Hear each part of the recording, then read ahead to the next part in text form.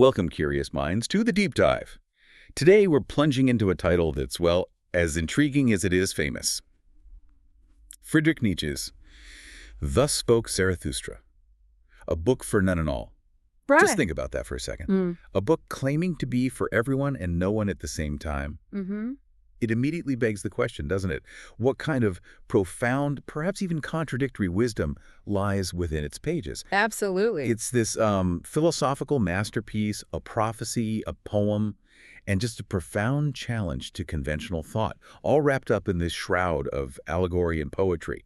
And it has, fascinated, provoked, and even kind of haunted readers for generations. It truly is a singular work in the philosophical canon, isn't it? It really blurs the lines between, let's say, literary art and really profound philosophical inquiry. Yeah. So our mission today is to try and unpack the most important nuggets of knowledge and insight from this seminal work, drawing directly from the excerpts you've shared. We're going to navigate Nietzsche's challenging, often allegorical language, explore the remarkable and, frankly, quite arduous life that shaped his worldview, and delves deeply into his revolutionary concepts like the Overman, the will to power, and his provocative reevaluation of values. Absolutely. And for those of you listening who love gaining knowledge quickly, maybe you thrive on those aha moments and want to understand complex ideas without feeling completely swamped by, academic jargon, then this deep dive is tailor-made for you.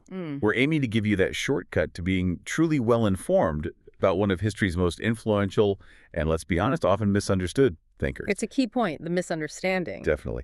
And we also want to give a significant nod here to Walter Kaufmann. His role as translator and preface writer for the English editions was just absolutely critical. Oh, completely essential. His meticulous work profoundly influenced how these powerful, often raw ideas reached and resonated with English readers, making this, let's face it, challenging text accessible while still preserving its spirit. Yeah, without his careful handling, so much of Nietzsche's original intention, the nuances, might have just been lost in translation. He really bridged that gap. Okay, so before we even step into Zarathustra's mountain cave and hear his pronouncements, let's get to know the man himself, Friedrich Nietzsche. Because honestly, his life story is just as compelling and, well, as dramatic as some of his philosophical pronouncements. It really is. Born in 1844 in Rock, Saxony, he was the son of a Lutheran clergyman. Now, that early religious upbringing in such a devout environment, it seems like it would create a really striking, almost ironic contrast to the radical critiques of traditional morality and religion he'd develop later, wouldn't you say? Oh, absolutely. How do you think that initial foundation influenced or perhaps even fueled his later philosophical rebellion? It's an excellent point, and that foundation offers a profoundly poignant backdrop to his entire intellectual journey. Imagine being steeped in a world where God, Christian morality, absolute values are the bedrock of existence, only to later become their most vocal and incisive critic. That early exposure gave him an intimate understanding of their internal logic, you see, which he would later dismantle with such precision. Ah, okay. So he knew it from the inside out. Exactly. His formal education was equally rigorous. He attended the prestigious Forta School, known for its classical studies, before moving on to universities at Bonn and Leipzig. There, he just immersed himself in philology, the study of language and literature in historical context. Which must have honed his analytical skills. Tremendously, and his deep appreciation for ancient cultures.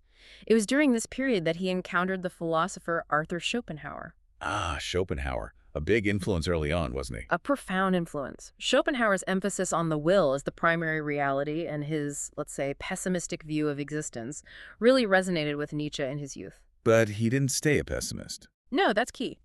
While he admired Schopenhauer's honesty, Nietzsche ultimately rebelled against that pessimism, choosing instead to affirm life with an almost, ferocious optimism, which we'll definitely see in Zarathustra.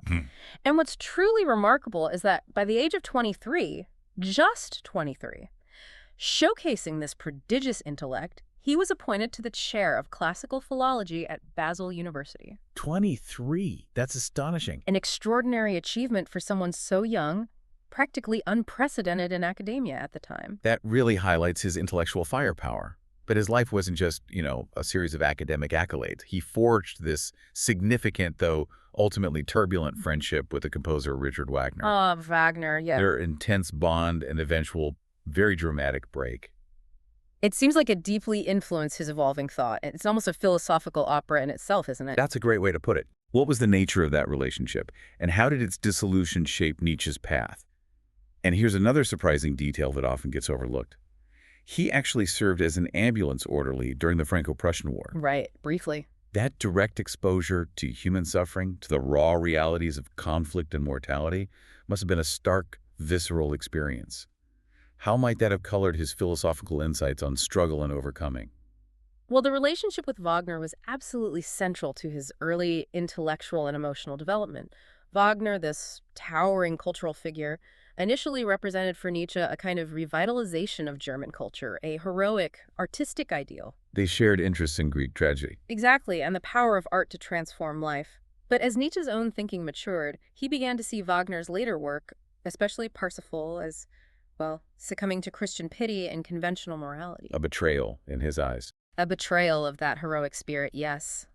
Their break wasn't just personal. It was a profound philosophical and artistic schism. Nietzsche felt he had to break from a mentor who no longer aligned with his radical affirmation of life. And that act of breaking away. It mirrors the very theme of self-overcoming in his later work. It's fascinating. It really is. And the ambulance orderly experience. It was brief, as you say, but undoubtedly impactful. He contracted diphtheria and dysentery, which forced him out of active service, but witnessing suffering and death firsthand, unvarnished. Not abstract. Not abstract at all. It must have grounded his later philosophical inquiries in a very concrete reality. It's one thing to philosophize about pain from an ivory tower, quite another to have bandaged wounds. Yeah. This likely deepened his understanding of life's fragility and resilience, contributing to his later emphasis on courage, strength, and the will to power in the face of adversity, and his initial publications, like The Birth of Tragedy. Exploring the Dionysian and Apollonian. Right. And Untimely Meditations, plus the first parts of Human, All Too Human, they really laid the analytical groundwork for the more radical ideas that would follow, showing that gradual shift away from traditional thinking. These early experiences, both intellectual and personal, were clearly formative, but then his life took an incredibly difficult turn. In 1879, forced to retire from his academic post due to severe nervous disturbances. That devastating blow. This marked the beginning of this period of intense ill health, which profoundly shaped his solitary lifestyle and, you could argue, fueled the intensity and introspective depth of his later work. It's a powerful paradox. He subsisted on a meager university pension, a stark contrast to his earlier brilliance, and led this transient existence, moving constantly between France, Italy, Switzerland, always seeking environments that might offer some reprieve to his delicate health, often struggling with light and sound sensitivity. It's hard to even imagine the sheer physical and mental toll this period took. Yet, and this is the crucial part, it was precisely during this time of profound suffering and isolation that he produced his most famous and influential works. Like Zarathustra itself. Exactly. Human, All Too Human Part 3, The Dawn, Thus Spoke Zarathustra, The Genealogy of Morals. This juxtaposition of immense personal struggle with incredible creative output is just remarkable. It makes you wonder, as you said earlier, how much his personal suffering intertwined with his drive to explore the depths of human experience and create a philosophy demanding such strength and affirmation. Precisely. And Stefan Zweig, in particular, offers this incredibly vivid, almost intimate glimpse into Nietzsche's daily struggles. It paints a picture that truly brings his dedication, his sheer grit to life.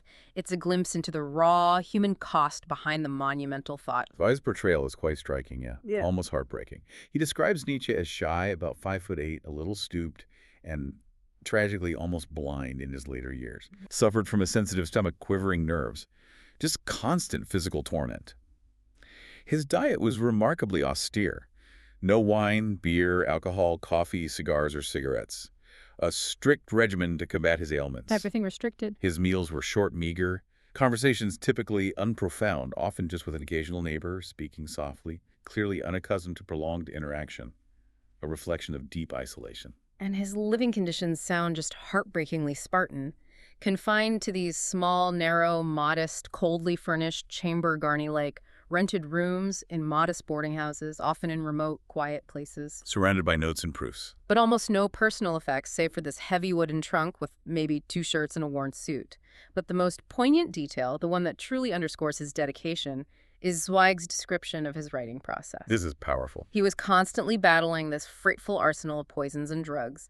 Medications for migraines, stop cramps, spasmodic vomiting, slothful intestines, and especially these dreadful sedatives against his insomnia, like chloral hydrate and Veronal. This wasn't some gentle intellectual pursuit, it was a daily war against his own body. That imagery just captures the immense dedication, the sheer force of will. Zweig describes him, often wrapped in an overcoat and scarf against the cold of his poorly heated rooms. Yeah. Fingers freezing, his double glasses pressed close to the paper, writing for hours, words the dim eyes can hardly decipher. Just imagine that. This image of a man literally straining against his own failing body to capture these profound revolutionary thoughts. It brings home the immense dedication required. It underscores a life of relentless intellectual output, achieved despite, and maybe even because of, overwhelming adversity. It's a powerful, almost tragic image, isn't it? Absolutely. It's a testament to a spirit that just refused to be subdued, even as the body withered. Sadly, this arduous life culminated in his sanity failing completely in 1889, leading to his death in Weimar in 1900. A tragic end. A very sobering reminder of that thin line between genius and profound suffering. And this glimpse into Nietzsche's intensely difficult life, his physical frailty, his solitude, his unwavering dedication, it really invites us to consider how such intense personal experience might have fueled the radical ideas we're about to explore. Especially his focus on overcoming, on strength, and the human spirit's ability to create meaning in the face of adversity. Right. How does someone who suffered so much manage to propose such an affirmative, almost defiant philosophy? It's a central paradox of his life and work. That's a powerful question to carry with us as we step into the world of Zarathustra himself, Nietzsche's prophet-like figure. Our sources describe his journey, starting with this fascinating, almost poetic metaphor. He begins by feeling weary of my wisdom, like a bee that has gathered too much honey. He feels this overwhelming need to give away and distribute, seeking hands outstretched to receive it. This imagery really sets the stage for his mission, doesn't it? What kind of wisdom is this, and why does Zarathustra feel such an urgent need to descend from his solitude and share it? It's a perfect opening. It immediately establishes Zarathustra's unique position. This isn't just knowledge, it's wisdom that's been deeply internalized, maybe even become burdensome in its accumulation. Like the bee, overfull. Exactly, like a bee. He has diligently collected, but now the purpose shifts from self-enrichment to dissemination. He sees himself as having reached a peak of insight and now must descend to share it, not just for humanity's sake, but for his own sense of completion, perhaps. And he uses the sun metaphor. Right. He frames his descent using the sun's journey, stating, "I must descend to the depths as you do in the evening when you go behind the sea and still bring light to the underworld, you over-rich star." Wow. This positions his mission not as a retreat, but as an act of bringing light and meaning to those dwelling in the underworld of conventional thought, those who are maybe adrift without strong guiding values. So he's coming down from his mountain, this solitary visionary, with a profound message. But his initial encounters quickly highlight the challenge. We see him in the marketplace, and he realizes, they do not understand me. I am not the mouth for these ears. A stark moment. What does it signify that his radical truths aren't immediately grasped by the very people he's come to enlighten? And what does it say about the kind of ears or minds he is truly seeking? That's such a critical moment for Zarathustra. It signifies the immense chasm between the profound insights of a revolutionary thinker and the ingrained conventional understanding of the masses. They're not ready for it. The ears in the marketplace are not attuned to his frequency. They're conditioned by existing morality, societal norms, comfortable illusions. They crave simple answers, not radical reevaluations. Right. This realization forces him to shift his strategy, moving from speaking to the people to seeking out a different kind of audience, those capable of truly listening, truly understanding, and ultimately co-creating with them. He's not seeking followers. But fellow architects. Exactly, fellow architects of new values. And this initial misunderstanding leads Zarathustra to witness what our sources describe as an incredibly potent allegory. The tightrope walker and the jester. What does this scene symbolize about the challenges facing an individual who dares to aim higher or create new values in a world that often resists change? Oh, it's one of the most vivid and tragic allegories in the book. The tightrope walker represents the individual who risks everything to pursue a difficult, elevated path, striving for something beyond the common. Aspiration, courage. Yes, and the precariousness of forging one's own way. But then, the jester who symbolizes societal scorn, envy, perhaps the destructive impulse of small men rooted in resentment, mocks him and jumps over him, directly causing his fatal fall. It wasn't an accident. No, it's a deliberate undermining. It's a powerful illustration of how those who dare to aim higher face the constant danger of being ridiculed, sabotaged, or actively brought down by the very society they might seek to elevate. The peril of being a creator. Profound peril. Yet, paradoxically, our sources say of this figure and others like him that he is the breaker, the lawbreaker, yet he is the creator. Right. This underscores the idea that true creation often necessitates a disruptive force, a willingness to shatter old norms, even if it leads to personal peril and being cast out. That's a powerful point. So the individual aiming higher faces this constant peril. Following this stark realization, Zarathustra makes a decisive choice.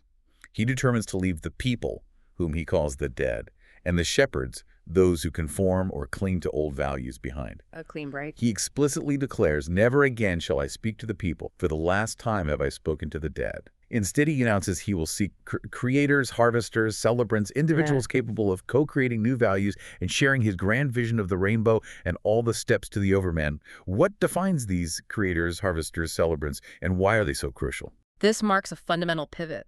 He realizes profound truths can't just be broadcast to an unwilling audience. He needs kindred spirits. The dead are spiritually inert, uninspired, clinging to obsolete values. The shepherds merely guide the herd, reinforcing conformity. Not aspiring greatness. Exactly. Zarathustra, in contrast, seeks companions who are not just receptive, but active. Creators forge new values. Harvesters gather the fruits of this new way. Celebrants affirm life with joy. People capable of independent thought. Yes, courage, and a shared vision for something beyond current humanity.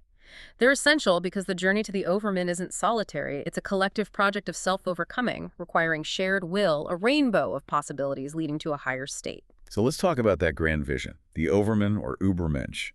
This isn't about being a better version of humanity, is it? It's a fundamental call to transcend humanity altogether. Precisely. The text powerfully asks, all beings so far have created something beyond themselves. And do you want to be the ebb of this great flood and even go back to the beasts rather than overcome man? It's a demand to evolve into a fundamentally new kind of being. What does this mean for us? What does it entail to overcome man? Exactly.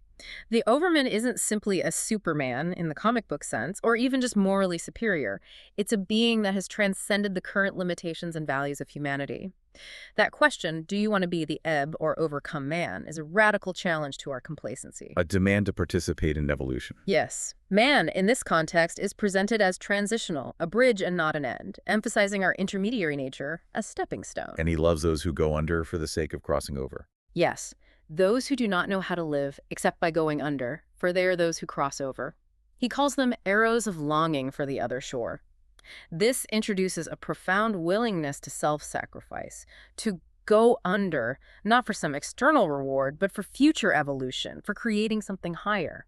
These arrows of longing are oriented towards pushing humanity forward, even if it means their own dissolution. And central to this vision, intertwined with the Overman, is an unwavering fidelity to the earth.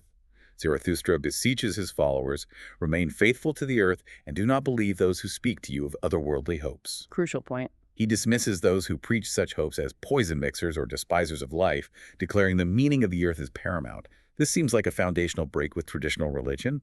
What's so critical about earthly fidelity? What are these otherworldly hopes distracting us from? This is a cornerstone of his philosophy, a direct counter to centuries of Western thought.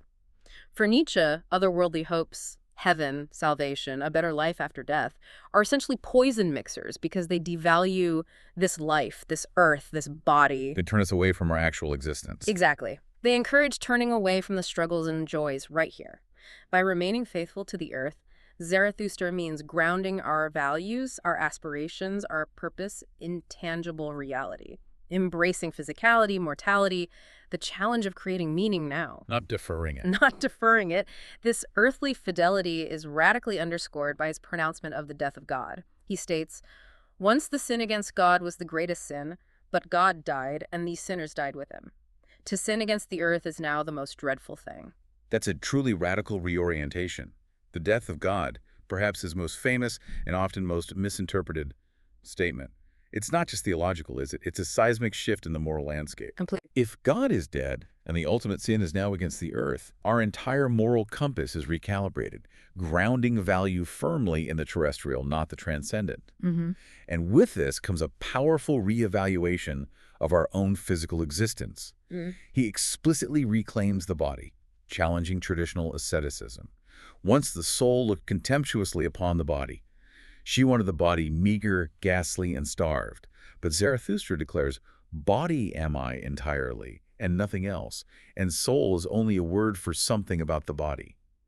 Why is this reaffirmation of the body so crucial? What does it mean to say soul is only a word for something about the body? It's absolutely crucial. For centuries, Western thought, especially Christian thought, posited this fundamental dichotomy. Pure soul versus corrupt body. Right, the body is a prison. Exactly. Ascetic practices were ways to liberate the soul. Nietzsche flips this entirely. Body am I entirely and nothing else. He's rejecting that dualism. He's declaring that our physical being, senses, instincts, passions aren't something to be despised, but are integral to who we are. So the soul is not some ethereal entity, but rather a complex aspect or expression of the body itself. A word we use for the sophisticated inner workings of our embodied existence.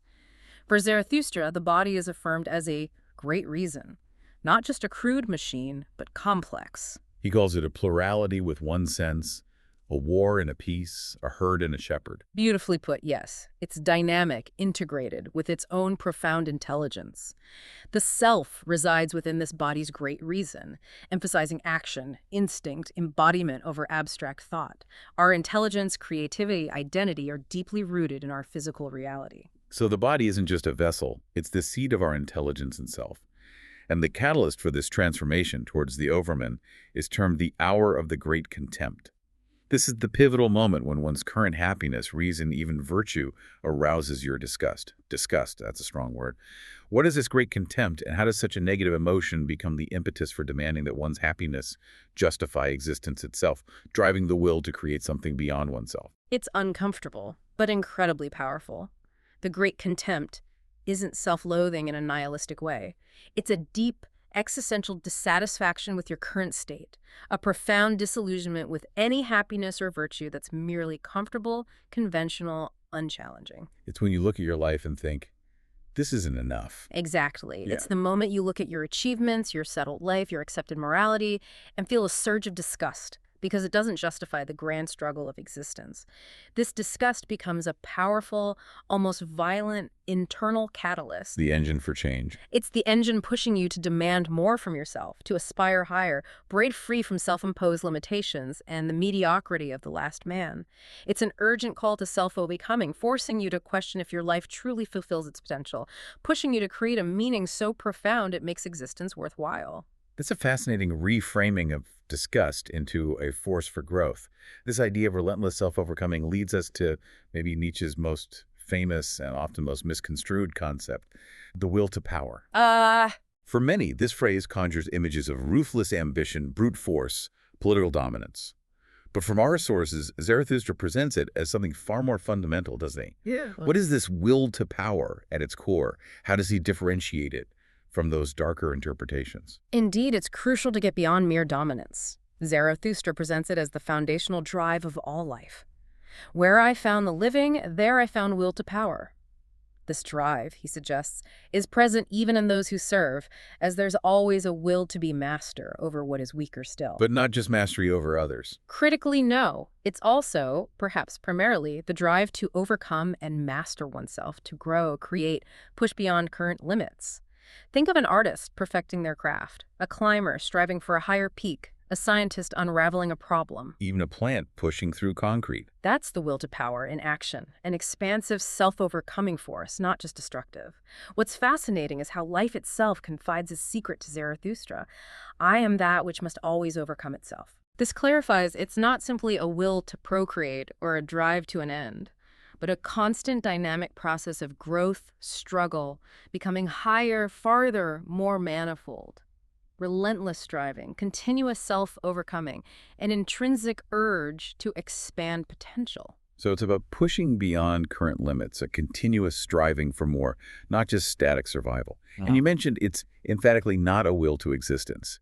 Why is that distinction important? It's subtle but critical. The text asks, what is an existence? How could that still want existence?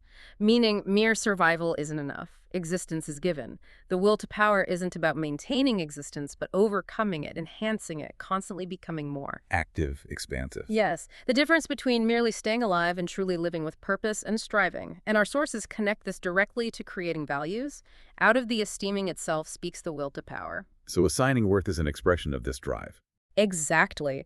When we create moral frameworks, we express this drive to organize, master, give meaning, and importantly, creating new values inherently involves destroying old ones.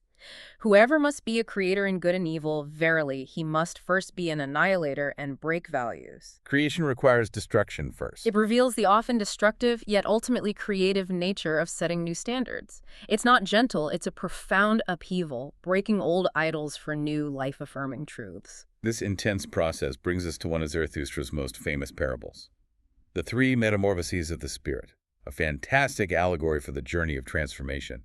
First stage, the camel, describes a beast of burden, reverent, willingly accepting heavy loads. It kneels, asking, what is most difficult that I may take it upon myself and exult in my strength?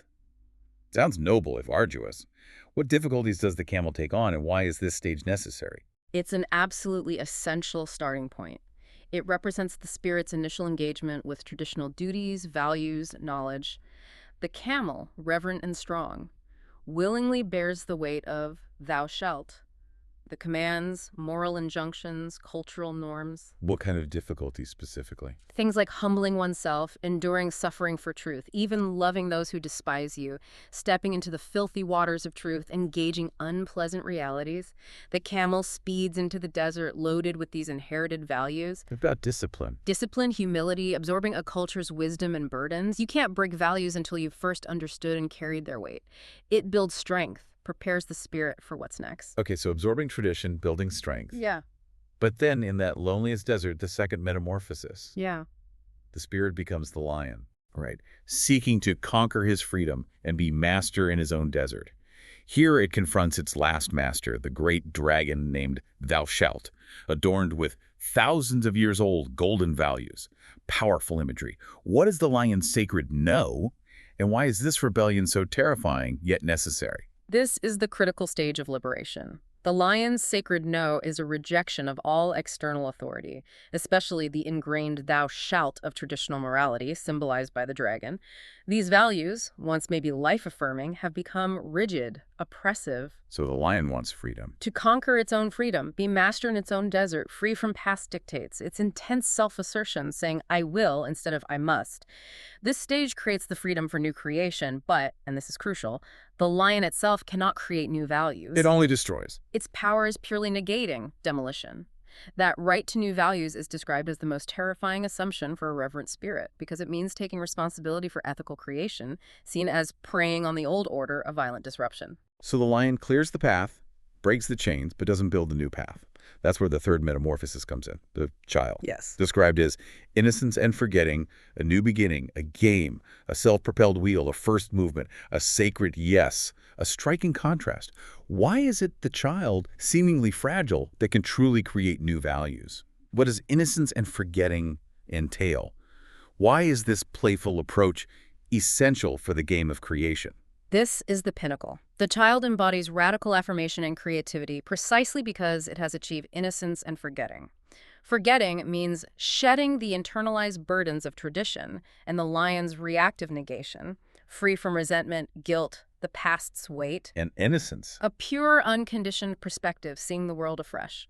The child is a new beginning, a game, a self-propelled wheel, a sacred yes, because it's untainted by pre-existing values. It doesn't judge or rebel. It simply creates from an overflowing abundance, playfully. Like a game. Exactly.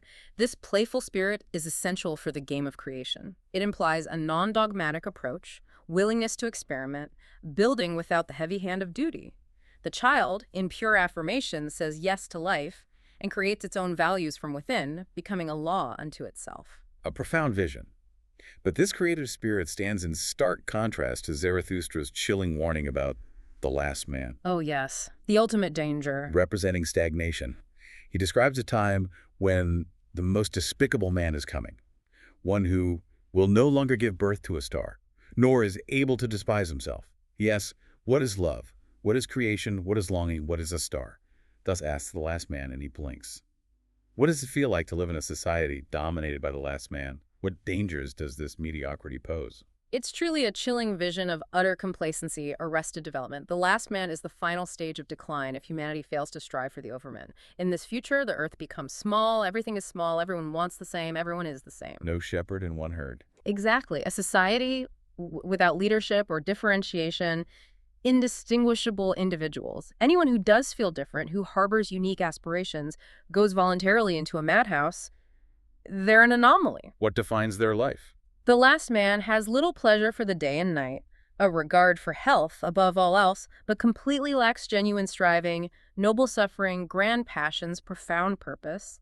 It's comfortable, risk-averse, utterly materialistic, passionless. Humanity just stops evolving. Precisely. Having achieved comfort, the species forgets the impulse to become more, languishing in terminal contentment, effectively ending its own evolution. It's terrifying. A truly chilling vision, yeah. Feels eerily relevant sometimes. And closely linked is his critique of the new idol, which he identifies as the state. Another powerful critique. He calls it a cold monster created for the superfluous.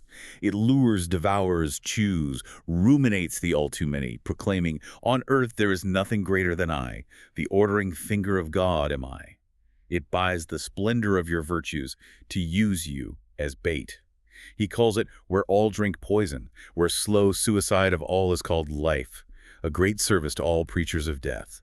Wow, what makes the state such a cold monster, and why a preacher of death? Nietzsche's critique is absolutely scathing. He sees the state as destructive to individual greatness. It's cold because it operates on abstract, impersonal principles, not the living will of individuals. It's for the superfluous, the masses who can't create their own meaning and seek it in collective identity. It lures them in. Yes, offering security, order, belonging, but in doing so, it devours individuality and creative potential. It proclaims itself the ultimate authority, replacing divine law with its own human-made yet equally absolute dictates. And buying virtues. It co-opts individual excellence, uses it to bolster its own power, turning achievements into tools for mass control. It's a preacher of death because it demands conformity, suppresses dissent, promotes a kind of slow suicide of the spirit, sacrificing individual, striving for collective homogeneity. Because true life is creation and self-overcoming. Exactly. The state, by stifling this, becomes an agent of spiritual demise in his view. A powerful call for individual sovereignty. Zarathustra urges, escape from the bad smell, escape from the idolatry of the superfluous, and asserts only where the state ends there begins the human being who is not superfluous, the unique and inimitable tune. Beautifully put. This emphasizes individual autonomy over mass conformity, which brings us to the core of the creation and reevaluation of values. Our sources make it clear, values, good and evil, aren't inherent. No people could live without first esteeming. Values are created by peoples to preserve themselves. A tablet of the good hangs over every people, which is the tablet of their overcomings, the voice of their will to power. So, to esteem is to create. A powerful statement. Human role in assigning worth. Without esteeming, the nut of existence would be hollow. What does it mean for us to be these active creators? Why is existence hollow without esteeming? This is truly revolutionary. It shifts the entire responsibility for morality onto humanity. If God is dead, no pre-given values exist. We must create them. To esteem is to create, means valuing isn't passive reception, but an active, life-affirming process. Each people creates its own tablet. Yes, reflecting its unique struggles, triumphs, overcomings. These values express their collective will to power, their drive to organize, grow, perpetuate. Without this esteeming, the world would be in different chaos. A hollow net of existence. Meaningless without us giving it meaning. Exactly. Without humans imbuing existence with meaning through creative valuation, life itself lacks purpose, depth, significance. We're not just actors, we're the playwrights and stage designers. A profound responsibility. And this implies that a change of values, that is a change of creators. Whoever must be a creator, the text reiterates, always annihilates. Right. Necessary destruction. Progress requires dismantling existing frameworks. Initially, peoples were creators. Later, individuals emerged. Nietzsche then critiques traditional good and just. He describes these figures, often shepherds, as hating the man who breaks their tables of values, the breaker, the lawbreaker, yet he is the creator. What's his core objection to these traditional notions? Why are these shepherds so resistant to the lawbreaker creator? His core objection is that traditional good and just often spring from resentment, weakness, a desire for conformity rather than strength and life affirmation. These values typically protect the herd from exceptional individuals, level down, and force mediocrity. The shepherds uphold these norms. Yes, often out of fear or lack of creative spirit. They hate the man who breaks their tables because he challenges their worldview, exposes the contingency of their truths, threatens their order. The breaker is a lawbreaker from the old perspective. But for Nietzsche, he's a creator clearing ground for new life-affirming values. Their spirit is imprisoned in their good conscience. Meaning they're so convinced of their own rectitude they can't conceive of alternatives. He calls them unfathomably shrewd in their stupidity biting. Clever at maintaining self-deception, but incapable of genuine insight. They must crucify him who invents his own virtue because he challenges their entire moral edifice. So he advocates breaking the old tablets. Yes, reward, retribution, punishment, revenge. He challenges the idea that unselfishness makes an act good. Instead, he proposes, "Oh, my friends, that yourself be in your deed as the mother is in her child. Let that be your word concerning virtue." Virtue is an overflowing expression of self, not denial. Exactly, like a mother's love, natural and creative. That reframes virtue entirely. This reevaluation extends to embracing passions, even what he provocatively calls creative evil. He states, once you suffered passions and called them evil, but now you have only your virtues left. They grew out of your passions. How can passions, once purified, transform into virtues, become sweet singers out of poisons? It's a powerful idea of transfiguration. Traditionally, passions were wild forces to be suppressed, labeled evil. Nietzsche suggests these very passions, once mastered and directed by a strong will, are the raw material for virtue. Not extinguished, but sublimated. Precisely. Like a raging river. Uncontrolled, it destroys. Channeled, it generates power. So wrath, disciplined, could become passion for justice. Sexual drive transmuted into creative energy. These poisons become sweet singers because their refined power leads to beautiful, life-affirming expressions. But he warns about having too many virtues. Yes. The danger of many virtues can lead to a war and battlefield of virtues, each coveting the whole spirit, jealous, potentially causing a virtue to deny and stab herself. So harmonious integration is needed, not internal conflict. A nuanced inner landscape. He also addresses revenge versus justice, arguing that man be delivered from revenge, that is for me the bridge to the highest hope. He contrasts this with the tarantulas. Great metaphor. Preachers of equality, whose clamor is the tyrannomania of impotence, masking secret ambitions to be tyrants, born of aggrieved conceit, repressed envy. Wow. What are the tarantulas? Why is their demand for equality seen as impotence and tyrannomania?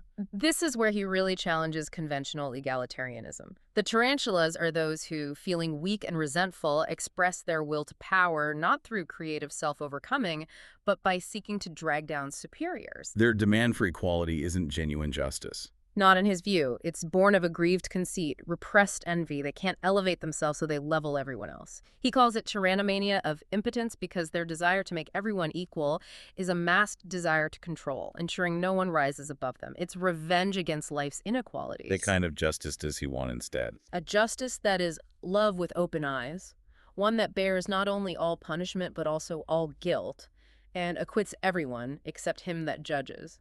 Profoundly compassionate yet demanding.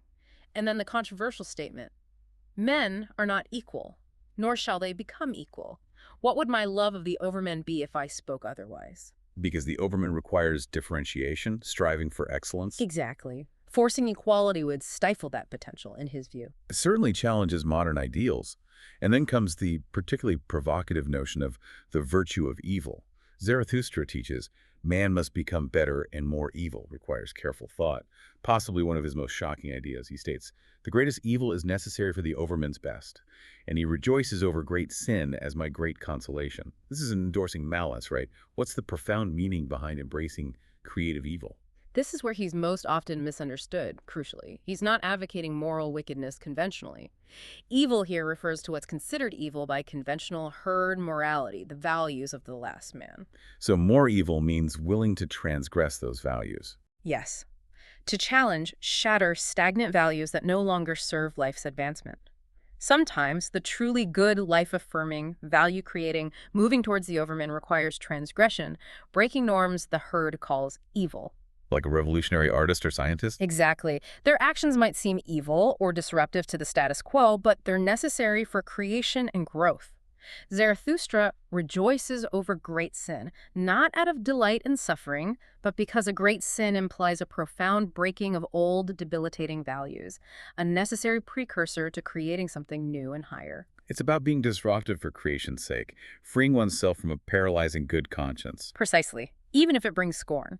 So if you're embarking on this audacious path, creating new values, breaking old tables, striving for the Overman, you need a specific environment and immense resilience. Zarathustra repeatedly emphasizes the necessity of solitude for the creator. He urges, flee, my friend, into your solitude. Why is isolation so critical, and what are these poisonous flies he warns about? Solitude isn't just preference, it's necessity for deep thought, genuine creation, a sanctuary from the corrosive herd. The poisonous flies are metaphors for the small-minded, mediocre, resentful, who can't tolerate anyone rising above them. They sting and drag people down. Yes, these small and miserable individuals sting, seek revenge against the great, drain their bloodless souls, try to pull them down with false praise, hidden malice, petty gossip. Their petty souls think guilt is every great existence. Meaning they resent greatness itself. Instinctively, viewing it as an affront or challenge to their own mediocrity. For them, greatness is a kind of guilt. That speaks to the inevitable scorn faced by those daring to be different. The text notes these flies punish you for all your virtues, while paradoxically forgiving entirely your mistakes. A profound observation on how mediocrity undermines excellence. It really is. It's in this crucible of isolation and opposition that self-overcoming and the embrace of suffering become paramount. Zarathustra famously declares, "The worst enemy you can encounter will always be you, yourself. You lie in wait for yourself in caves and woods." What does it mean to battle your own self? How does one consume yourself in your own flame to become new? This is fundamental psychology. Our deepest enemy isn't external, it's internal. Our ingrained habits, fears, self-doubts, comfortable limitations, the part resisting change, clinging to the familiar, even if mediocre. So becoming new requires Radical self-transformation, which Nietzsche describes as consuming yourself in your own flame. A powerful metaphor for radical self-overcoming, a painful annihilating of the old, weaker self for a stronger, higher version, a fiery self-purification burning away stagnation. And the great contempt fuels this. Yes, it resurfaces as a crucial catalyst. That deep disgust with one's limitations is the starting point, the internal fire. So suffering isn't avoided, but embraced for growth. Nietzsche doesn't shy away from human pain, but radically reframes it. Man, however, is the most courageous animal. With playing and brass, he has so far overcome every pain, but human pain is the deepest pain. What makes human pain uniquely deepest, and how does this relate to courage? Human pain is deepest because it's not just physical, it's existential, psychological, spiritual. We suffer from meaninglessness, regret, consciousness, the struggle of self-overcoming. Animals suffer, but not the why in the same profound way. But this capacity for suffering is linked to courage. Yes, which links to courage as the slayer. Courage, Zarathustra says, slays dizziness at the edge of abysses, lets us face terrifying truths without despair. Most remarkably, he states courage slays even pity, for pity is the deepest abyss. That's controversial, slaying pity. It is. But for Nietzsche, pity, especially Christian pity, can be debilitating, weakening both who pities and is pitied, fostering dependency, resentment. To slay pity isn't cruelty, but cultivating robust, self-reliant compassion, encouraging strength, not just lamenting suffering. And courage slays death itself. In its most profound form, courage slays even death itself, declaring, "Was that life? Well then, once more." It challenges conventional empathy, advocating profound, affirmative embrace of life in its totality, including suffering, a call to strength saying, yes, so powerfully you'd live it again exactly as it was. A powerful, challenging redefinition. Moving on, Zarathustra has strong opinions on writing with blood and the nature of truth and art. He declares, of all that is written, I love only what a man has written with his blood. Write with blood and you will experience that blood is spirit. Stark, almost violent imagery. Visceral. A call for authentic, deeply felt expression. He's saying true wisdom, true spirit isn't just abstract. It must be born of your deepest experience, suffering, life force.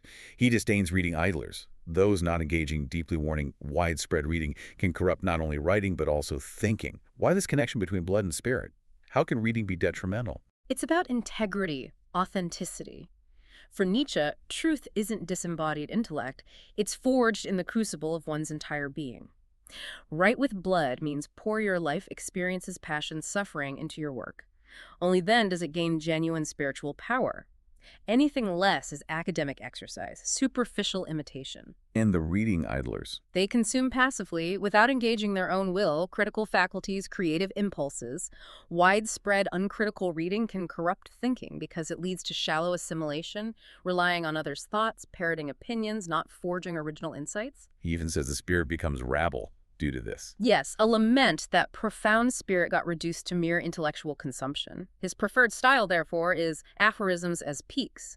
In the mountains, the shortest way is from peak to peak, but for that one must have long legs. Aphorisms should be peaks, and those addressed tall and lofty. Describing his style an ideal audience active, capable of leaps. Exactly. Seeking active co-creators, not passive recipients. Interestingly, given his own poetic style, he also holds a complex view of poets and lies. He criticizes poets for lying too much, creating poets' parables, poets' prevarications that become gods and overmen, finds them superficial, shallow seas, thoughts not penetrating deeply enough. Yet his own work is poetic. What's the distinction? What lies are poets guilty of? Where's the tension in his own expression? Classic Nietzschean paradox. He loves art, but is suspicious of its potential for comforting illusions distracting from reality. He criticizes poets for lying too much when their art becomes escapism, creating fictional gods or narratives that pacify, not provoke growth. Parables becoming accepted truths but hindering confrontation with difficult reality. Right, prioritizing beauty or sentiment over raw truth. However, Nietzsche himself, writing Zarathustra poetically, is using art as a vehicle for profound philosophical truth. The tension is using the lying poet's tools for brutal honesty. Maybe only art can make difficult truths palatable. Or inspiring enough for action. He recognizes that. He even admits his own spirit is the peacock of peacocks and a sea of vanity, craving spectators. Points to the human tension, wanting to communicate profound truths while also desiring appreciation. A very honest self-assessment. And what about something fundamental like love, marriage, and the procreation of the future?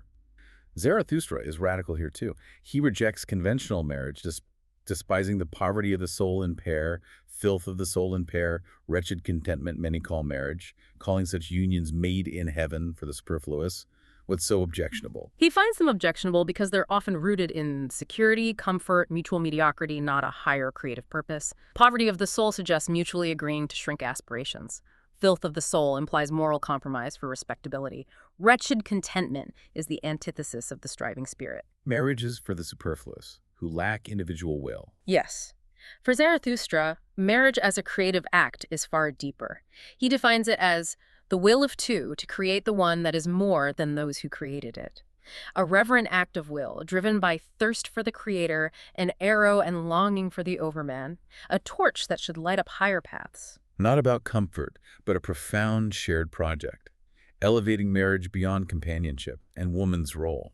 Our sources state he describes woman as desired as the most dangerous plaything, educated for the recreation of the warrior. Her hope, may I give birth to the Overman. She should always to love more than you are loved, and never to be second. And woman is not yet capable of friendship. She knows only love. How do we understand these provocative statements? Yeah. Especially recreation of the warrior and the friendship claim? It's important to approach these within the context of his Overman philosophy and societal critiques, recognizing they're products of his time and unique perspective, not universal endorsements. When he says most dangerous plaything or recreation of the warrior, he's speaking within a framework where the warrior represents the striving, creating, risk-taking spirit. Recreation isn't just relaxation. It means renewal, the source of energy enabling the warrior's struggle. And her hope to birth the Overman. Literally producing a child, embodying this higher future, a living monument to their shared will. The notion she should love more than you are loved, never be second, emphasizes overflowing generosity, powerful devotion seen as a strength. His statement, woman is not yet capable of friendship. She knows only love. Reflects 19th century norms. Likely, where women's roles were seen through romantic familial bonds. For Zarathustra, friendship meant intellectual, spiritual equality among fellow creators, a bond perhaps he saw as less common between genders then. The ultimate goal for both is procreating a higher being, not mere reproduction, but producing something higher. living monuments. The garden of marriage should help towards this grand aim. A truly demanding vision for relationships, tied to the loftiest aspirations. All these themes converge powerfully in free death and the affirmation of eternal recurrence. Zarathustra talks about the death that consummates, chosen freely at the right time for his goal and heir, not a slow, creeping death. What makes free death desirable? Why a spur and promise to the survivors? A free death is the ultimate act of self-mastery, affirmation.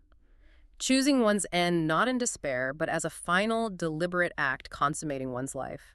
Dying when work is done, having given all, not diminishing slowly.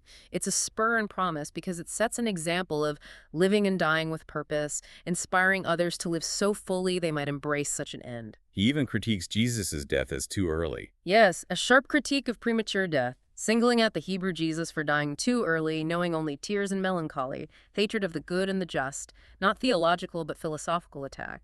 He provocatively suggests had Jesus reached my age, he himself would have recanted his teaching.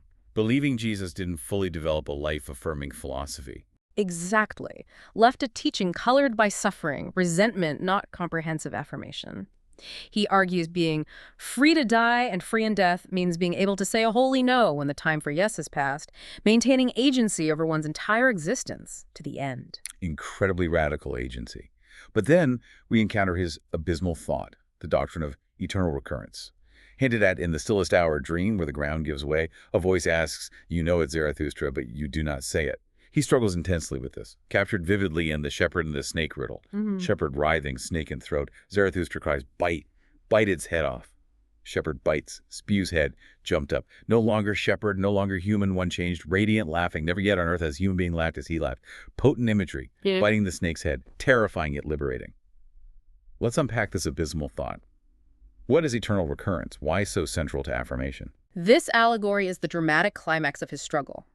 The snake fertilizes this nauseating, unbearable thought. Eternal recurrence is this. Imagine every single moment you've lived. Every joy, suffering, decision, thought will repeat itself, exactly the same, infinitely. Not similar, identical. A cosmic cycle without end. The nausea is revulsion and infinite suffering. Initially, yes. The visceral revulsion. The shepherd biting the snake's head, radical, painful defiance, symbolizes the ultimate transformative act of confronting this fate, accepting it fully, willing it. Instead of being crushed, the shepherd transforms, becomes radiant, laughing. Not just enduring, but willing it. Yes, willing it to happen again, embracing every thus was as thus I willed it. The ultimate test of love for this life, without wishing anything different. It's a thought experiment, a touchstone for the depth of one's affirmation. So not cosmology, but an ethical psychological challenge. Gauge your affirmation. Say yes to your entire existence, forever. The animals declare his destiny. You are the teacher of the eternal recurrence. And joy wants itself, wants eternity, wants recurrence, wants everything eternally the same. Dizzying. How achieve this joy, this affirmation, facing such a terrifying idea? Truly dizzying. Demands the highest self-overcoming. The animals, instinctual wisdom, recognize his deepest truth. To affirm eternal recurrence means loving life so completely, passionately, you joyously will its infinite return, embracing every moment, pain, joy, without reservation. Joy wants itself, wants eternity. Captures it perfectly. True joy isn't escaping life or future rewards. It's overflowing affirmation of this moment, this life entirely. An ecstatic embrace of fate, amor fati. Zarathustra's soul finds this, declaring, "For I love you, O eternity," embracing the nuptial ring of rings, the ring of recurrence, the ultimate sacred yes of the child spirit, highest human flourishing, not despite suffering, but through courageously integrating it into a life fully willed and loved. Extraordinary affirmation. How express this? Through the dance. Zarathustra famously says, "I would believe only in a God who could dance. Wisdom is a woman, life is a woman, changeable, wild." Zarathustra, the dancer, the light, embraces leaps, side leaps, making heavy light, body a dancer, spirit a bird, laughter is pronounced holy, a way to dance away over oneself. What's the significance of dance and laughter in this final ecstatic affirmation? Dance is the ultimate metaphor for his philosophy, especially eternal recurrence. Physical, embodied affirmation of life's fleeting, rhythmic, unpredictable nature. If life is a dance, embrace movement, change, joyous, unburdened play. A god who could dance participates actively, doesn't stand aloof. Rejecting gravity, heaviness. Yes, the spirit of resentment, negation. To make the heavy light, the body a dancer, the spirit a bird, means transcending burdens through joyful liberation. Laughter, too, is holy, a triumph over seriousness, traditional morality, fear, suffering. To dance away over oneself is constantly transcending one's state, joyously moving beyond limitations, affirming existence with a light heart, unburdened spirit. The ultimate expression of creative freedom and the profound yes to life, with all its tragic, joyful repetitions. Wow, what an absolutely exhilarating and, well, demanding journey. We've truly deep dived through Friedrich Nietzsche's Spoke Zarathustra, exploring a philosophy that champions relentless self-overcoming, the courageous creation of new values, and a profound, often incredibly difficult affirmation of life on Earth. It's a lot to take in. From the solitary struggle of a scholar burdened by illness, we've discovered the transformative power of embracing one's will to power, that deep intrinsic drive to grow and master oneself. We've traced the profound metamorphoses of the spirit, from the patient, burden-bearing camel to the freedom-fighting, value-destroying lion, and finally, to the innocent, joyously creative child. And through Zarathustra's eyes, we've seen the radical rejection of the passive, conforming last man and the cold monster of the state in favor of a unique, individualized virtue forged from disciplined passions. Right. We've also grappled with challenging ideas like creative evil, not malice, but necessary breaking of old, stagnant values, and the ultimate dizzying affirmation of life through eternal recurrence, demanding we love our existence so completely we'd willingly live it infinitely. Even the calls to write with blood and engage in marriage creatively. They're all part of this grand, transformative vision for human potential. And as we wrap up this intense deep dive, here's a final provocative thought for you listening, straight from Zarathustra. He urges us to become hard and to learn to laugh. Become hard. This isn't about cultivating cruelty, but about forging a resilient spirit, one capable of embracing the totality of existence, its pain, its challenges, its inherent chaos, with unwavering strength. He asks, what matters long life? What warrior wants to be spared? A powerful question. It really makes you think about the quality of life, the intensity of experience, the willingness to face challenges head-on, rather than just seeking comfort or avoidance. It's about finding the courage to say a resounding yes to life, even its most difficult and terrifying aspects, and to continually create yourself anew. It's an invitation to embody that sacred yes and to dance with existence, rather than merely endure it. So we invite you listening to reflect. What old tablets might you need to break in your own life? Where can you find your own sacred yes and cultivate that courage that slays even pity to create something truly beyond yourself? And what might it mean for you to dance away over yourselves and embrace your great destiny, even if it means confronting your own abysmal thought and willingly affirming it? This deep dive into Zarathustra invites you not just to understand a philosophy, but to actively engage with the very act of living and becoming.